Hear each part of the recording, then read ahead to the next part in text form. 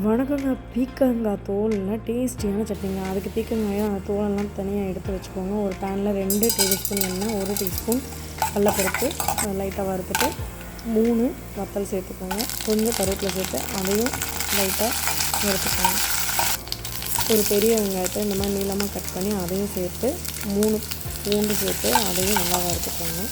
கொஞ்சம் நல்லா வறுந்த பின்னாடி ஒரு பெரிய தக்காளி கட் பண்ணி சேர்த்துக்கோங்க. கொஞ்சம் உப்பு சேர்த்திங்கன்னா கொஞ்சம் வேகமாகவே வதங்கிடுங்க. அதை நல்லா மிக்ஸ் பண்ணி நல்லா வதக்குங்க. அப்போ அந்த பீர்க்கங்காய் தோல் இருக்கு இல்லையா, அது ஒரு கப் சேர்த்து அதையும் நல்லா வதக்கினீங்கன்னா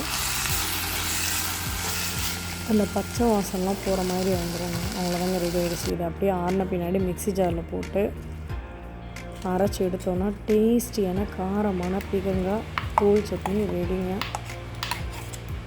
அப்படியே இந்த சட்னியில் நம்ம கடுகு, உளுந்து, கருவேப்பிலையெல்லாம் போட்டு தாளித்து கொட்டிட்டோம்னா டேஸ்டியான சட்னி ரெடி ஆகிடுச்சுங்க. இதை கண்டிப்பாக ட்ரை பண்ணுங்கள். ரொம்ப டேஸ்ட்டாக இருக்கும். அந்த இட்லி, தோசையோடு வச்சு சாப்பிடும்போது. பிடிச்சிருந்தால் லைக் பண்ணுங்கள், சப்ஸ்கிரைப் பண்ணுங்கள்.